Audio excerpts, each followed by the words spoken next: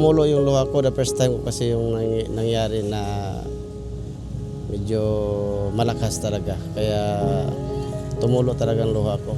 Kasi ang naalala ko yung mga bata ko, baka anong nangyari. At saka pamangkin ko.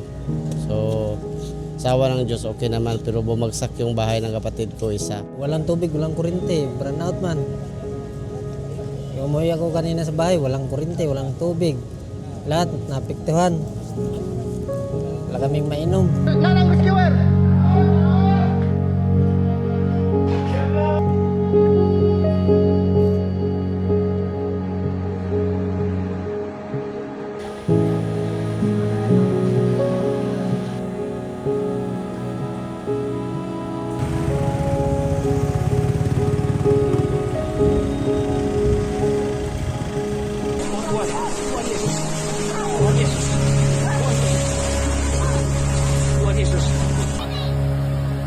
Pak, putus sana satu lagi.